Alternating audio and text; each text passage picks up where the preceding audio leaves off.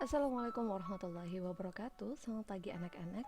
Alhamdulillahirrabbilalamin. Hari ini kita bisa kembali berjumpa dengan keadaan sehat walafiat, tiada kurang suatu apapun.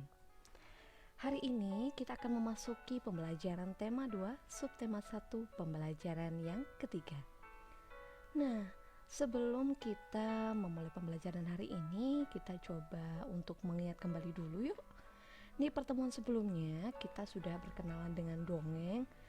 Nah, kemarin itu sepertinya ada yang masih kesulitan dengan pesan dongeng ya.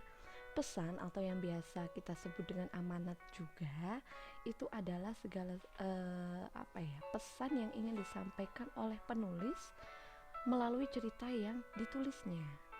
Pesan itu bisa tersirat ataupun tersurat.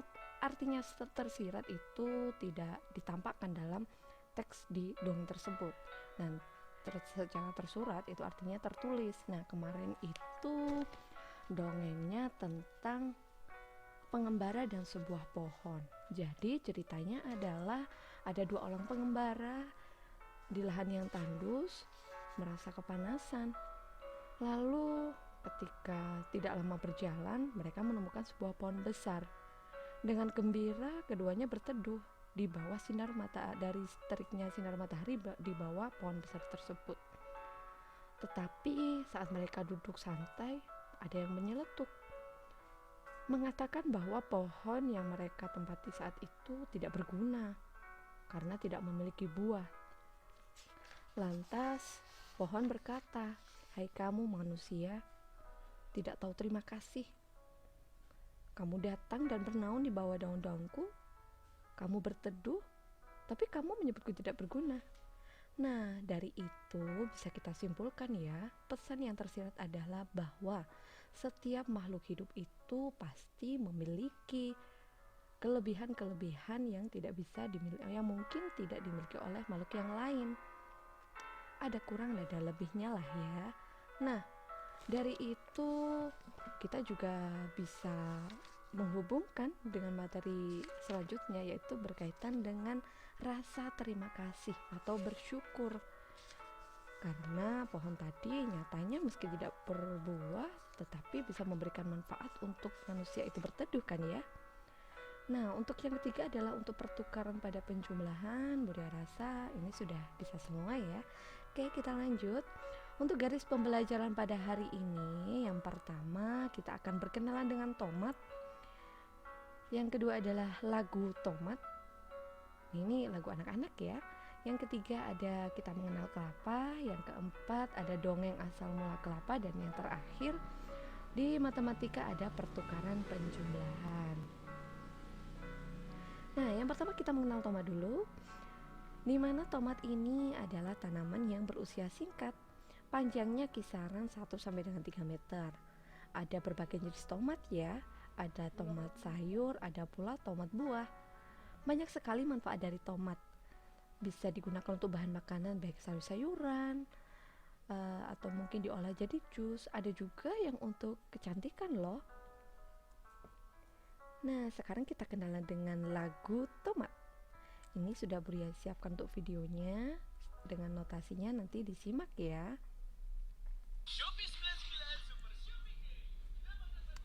Oke, yang pertama di sini ada tugas menyanyikan lagu tomat. Nanti bisa direkam melalui voice note. Diingat untuk menyebutkan nama terlebih dahulu ya. Jadi sebutkan nama, setelah itu baru menyanyikan lagunya. Kita nyanyikan dulu sekarang ya.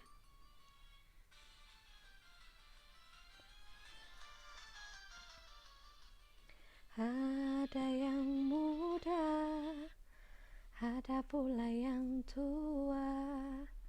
Yang muda hijau, yang tua merah.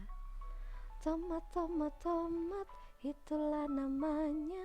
Buah tomat berguna. Tomat, tomat, tomat, itulah namanya. Buah tomat berguna. Nah, itu tadi ya. Nanti lebih lengkapnya terkait dengan notasinya bisa disimak di video Buria yang lain. Oke, selanjutnya kita mengenal tanaman kelapa. Pasti tahu nih ya untuk tanaman kelapa. ini pohon kelapa dan ini buahnya. Nah, pohon kelapa ini termasuk pohon yang berbatang tunggal. Daunnya menyirip, kalau kalian tahu sih waktu bulan puasa pasti tahu ya. Nah, itu adalah daun yang biasa kita pakai juga. Yang ketiga, bentuk buahnya ini oval, biasanya bulat juga. Nah, di dalamnya ada daging buah dan air. Dan yang keempat, ternyata tanaman kelapa ini memiliki banyak manfaat loh. Yuk kita kenal manfaatnya apa aja ya.